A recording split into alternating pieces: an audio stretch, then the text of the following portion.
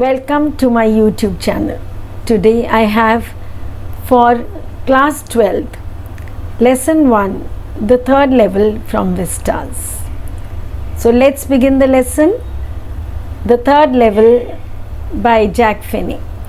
सबसे पहले हम पढ़ेंगे ऑथर के बारे में जिसका नाम है जैक फिनी. जैक फिनी का पूरा नाम जो है वो है वॉल्टर ब्रैडन जैक फिनी. और Jack Finney was born on October 2, 1911 and he lived till November 14, 1995. और वो एक अमेरिकन ऑथर था और उसके बेस्ट नोन वर्क्स जो हैं वो है साइंस फिक्शन और थ्रिलर्स. और सबसे पहले अब हम लेसन शुरू करने से पहले हम जानेंगे कि थर्ड लेवल किसके लिए रेफ़र किया जा रहा है. थर्ड लेवल वो जो सबवे है ग्रैंड सेंट्रल स्टेशन. सबवे जो ग्रैंड सेंट्रल स्टेशन का है ये यूएस में है, यूनाइटेड स्टेट्स ऑफ अमेरिका में ग्रैंड सेंट्रल स्टेशन है. इसके सबवे को जो है थर्ड लेवल, उसमें एक थर्ड लेवल है जिसके बारे में बात की जा रही है. और ये जो है लेके जाता है, ये सबवे जो सेंट्रल ग्रैंड सेंट्रल है ये पैसेंजर्स को कहाँ लेके जाते हैं, गेल्सबर्ग इलिनॉइस. अब थीम ऑफ द लेसन पे चलते हैं.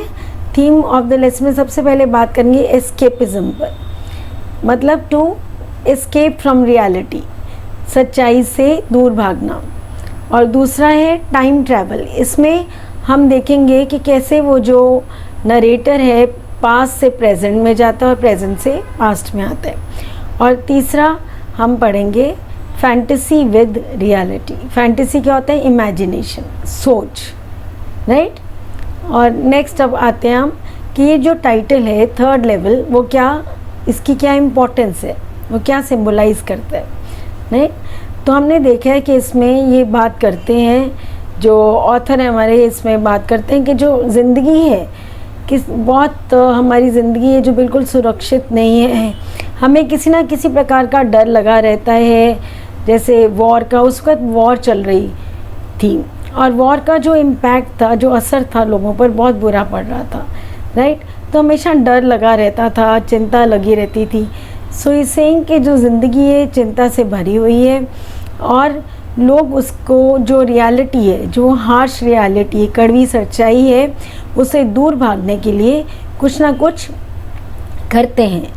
और चार्ली का ये जो एक था मीडियम ऑफ एस्केप था, द थर्ड लेवल, राइट.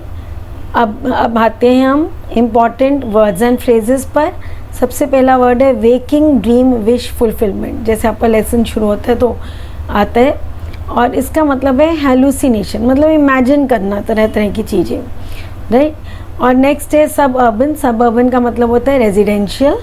फिर डक्ट मीन्स झुक के, जैसे अपना बॉडी को झुका के या सिर को झुका के किसी दरवाजे से निकलना जो काफ़ी नीचे हो, राइट. और आस्ट होता है जो कर्व में एक, और बम्पिंग होता है किसी चीज़ से टकरा जाना, ओके. और लोकोमोटिव कहा जाता है ट्रेन के लिए. और लास्ट वर्ड जो है हमारा स्टैक्स, जिसका मतलब होता है ढेर. अब आते हैं हम कैरेक्टर स्केच पर. सबसे पहले हम पढ़ेंगे कैरेक्टर किसका, चार्ली का, जो हमारा प्रोटैगनिस्ट है, मेन कैरेक्टर है स्टोरी का, राइट. और वो एक यंग मैन है, 31 ईयर्स का है, न्यूयॉर्क में रहता है और he is married to Louisa. Louisa जो उसकी वाइफ है. और इसकी जो हॉबी क्या है, स्टैम्प कलेक्शन. और वो बहुत ही एडवेंचरस है, बहुत ही क्यूरियस है एंड वो हमेशा लगा रहता है देखने में कि आसपास उसको क्या चीज़, मतलब वो ढूंढने में लगा रहता है आसपास की सराउंडिंग में कोई उसे चीज़ मिल जाए. बहुत एडवेंचरस टाइप का पर्सन है. और नेक्स्ट है वो बहुत क्रिएटिव है. क्रिएटिव हम कहते हैं जैसे वो जब भी अपना एक्सपीरियंस बताता है जो थर्ड लेवल पे उसके साथ गुजरता है तो बड़े ही क्रिएटिव वे से बताता है. अब नेक्स्ट पढ़ेंगे कैरेक्टर स्केच सैम का. सैम जो उसका फ्रेंड है, he is friend of Charlie. और दूसरा वो बहुत ही प्रैक्टिकल पर्सन है. और तीसरा वो एक साइकेट्रिस्ट है, ओके. एंड अब सबसे पहले जब लेसन शुरू होता है तो क्या बोला जाता है, वो बोलता है नरेटर जो चार्ली, वो कहता है आई से देर आर 3, राइट. इसका मतलब चार्ली जो है वो सैम को बता रहा है कि मुझे ये लगता है, वो ये बिलीव करते हैं कि थर्ड लेवल जो है एग्जिस्ट करती है। और वो जो उसका फ्रेंड है वो कहता है नहीं, ये तेरा एक वेकिंग ड्रीम विश फुलफिलमेंट है, तेरी एक सोच है, एक दिमागी सोच है, ये इमेजिनेशन है, राइट। और वो कहते हैं इस करके है क्योंकि तेरे मन में डर है, चिंता है, मतलब वो वॉर की चिंता है, राइट। और जैसे वॉर का इम्पैक्ट है तेरे ऊपर, और देन फियर है, इनसिक्योरिटी है, तो अपने आप को सुरक्षित नहीं महसूस करता, तो एक ज़रिया ढूंढते हैं एस्केप करने का।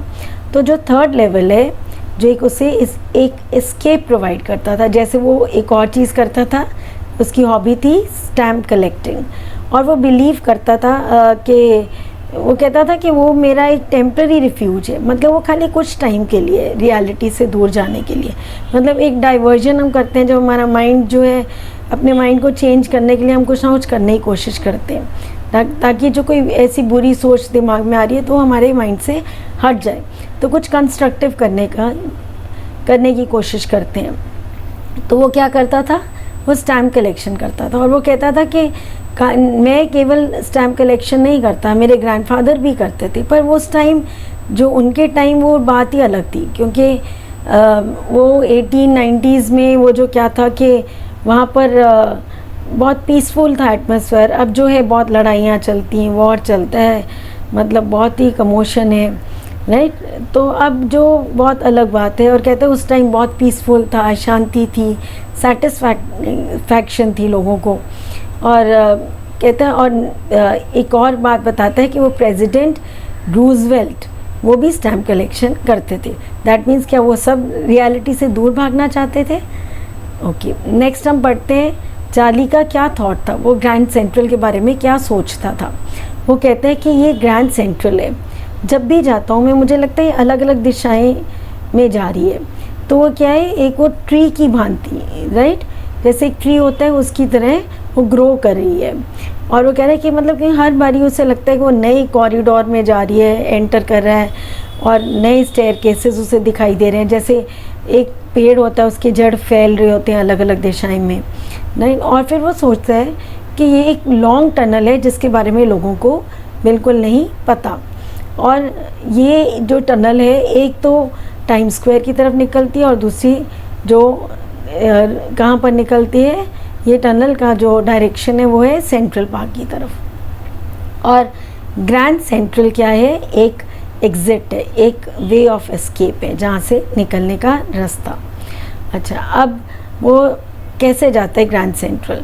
अब एक दिन क्या होता है कि स्टोरी में जैसे बताते हैं कि वो लेट हो जाता है ऑफिस से, एंड वो सोचता है कि जल्दी जल्दी मैं घर जाऊँ अपनी वाइफ के पास, लुइजा के पास। एंड वो प्लान करता है कि मैं रास्ता कौन सा लेता हूँ अपने अपार्टमेंट में जाने के, ताकि जल्दी पहुँच जाऊँ। वो डिसाइड करता है कि मैं सबवे से जाता हूँ, क्योंकि सबवे से जो ग्रैंड सेंट्रल से जाती थी, सबवे फ्रॉम ग्रैंड सेंट्रल, वो छोटा रास्ता था। इट वाज लगता था कि बस से भी जल्दी वहाँ से पहुँच जाएंगे। तो इसीलिए वो जाते हैं, स्टेयरकेस उतरता है तो पहले फर्स्ट लेवल आता है स्टेयरकेस जब चढ़ता है तो, और वो वहाँ पर ट्रेन्स होती हैं 20th सेंचुरी वाली ट्रेन्स। और फिर वो सेकेंड लेवल पे जाता है तो वहाँ पर ट्रेन्स होती हैं सब अर्बन ट्रेन्स, जिसे हम कहते हैं रेजिडेंशियल ट्रेन्स। और फिर वो आगे की तरफ बढ़ता है, किसकी तरफ, सबवे की तरफ। अब सबवे में जो दरवाज़ा होता है वो आर्च्ड होता है, और वो जो वहाँ एक टनल होती है जो लेफ़्ट की तरफ जा रही होती है। जब वो लेफ़्ट की तरफ जाता है तो वो थर्ड लेवल पे पहुँच जाता है। अब आगे चलते हैं कि वहाँ सीन क्या होता है ग्रैंड सेंट्रल पर।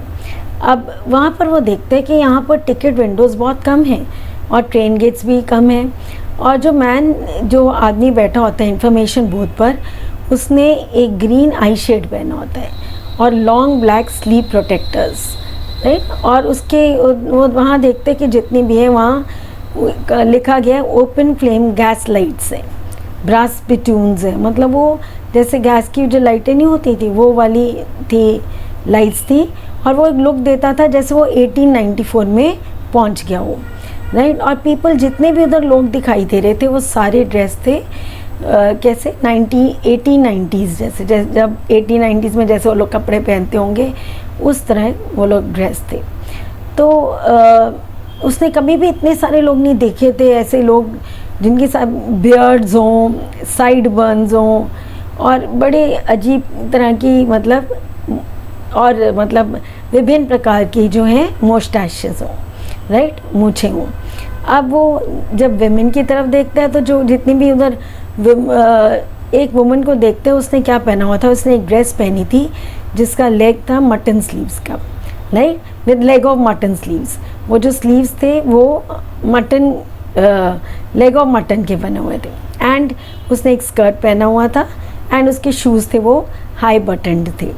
अब जो देखते हैं वो ट्रैक्स जो होती हैं, जो रेलवे ट्रैक्स होती हैं, उस पर एक लोकोमोटिव, मैंने जैसे आपको मीनिंग्स में बताया था, वो ट्रेन होती है, ट्रेन जा रही होती है, राइट। एंड अब चार्ली जो है पता लगाना चाहता है कि अब ये वाकई में कहीं 1890s में तो नहीं आ गया।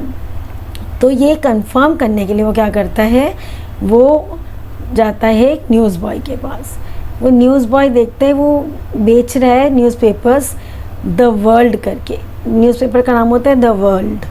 तो ये जो द वर्ल्ड न्यूज़पेपर है, अब वो काफ़ी साल हो गए थे पब्लिश नहीं हुआ था, और बाद में वो जब देखता है तो उसको एक कॉपी इसी न्यूज़पेपर की कहाँ मिलती है, पब्लिक लाइब्रेरी में, और उस पर डेट होता है जून 11, 1894, जिससे उसको यकीन हो जाता है कि वो 1894 में गया था, थर्ड लेवल जो देखी थी उसने। और गेल्सबर्ग अब 1894 का जो गेल्सबर्ग था वो कैसे दिखता था, अब वहाँ का जो जब ये सोचता है वो गेल्सबर्ग कैसे था, इट वाज अ वंडरफुल, ये बताता है हमारे को narrator, it was a wonderful town, बहुत ही अच्छा टाउन था, और जिसमें ओल्ड फ्रेम हाउसेस थे, बड़े बड़े लॉन्स थे, ट्रीज़ थी, और जो उनकी समर की इवनिंग्स होती थी बहुत बड़ी लंबी होती थी, और लोग आराम से लॉन्स में बैठे होते थे, मेन जो है सिगार स्मोक कर रहे होते थे, और वुमेन जो है वेव कर रही होती थी पाम लीफ।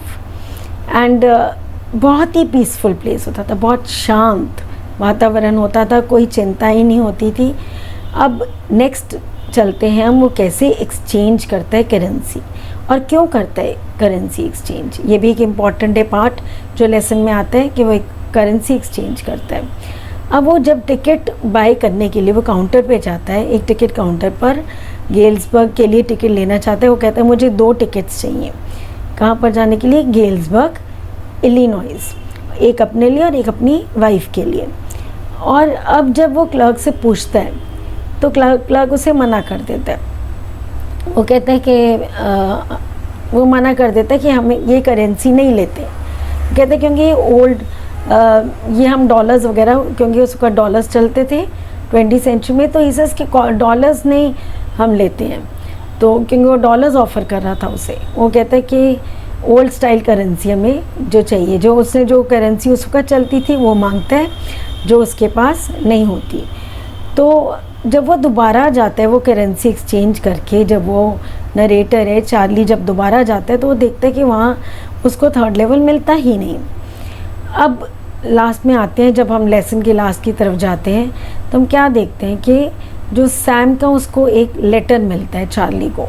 उसके बीच में क्या होता है कि चार्ली जो है अपना लेसन में हम देखते हैं कि चार्ली जो है, क्योंकि वो दोबारा जब जाता है करेंसी चेंज करवा के $300 आपको पता है स्टोरी में वो चेंज करवाता है, और उसकी जितने भी उसके पास $300 होते हैं उतने वो पूरे चेंज करा लेता है ओल्ड स्टाइल करेंसी के लिए।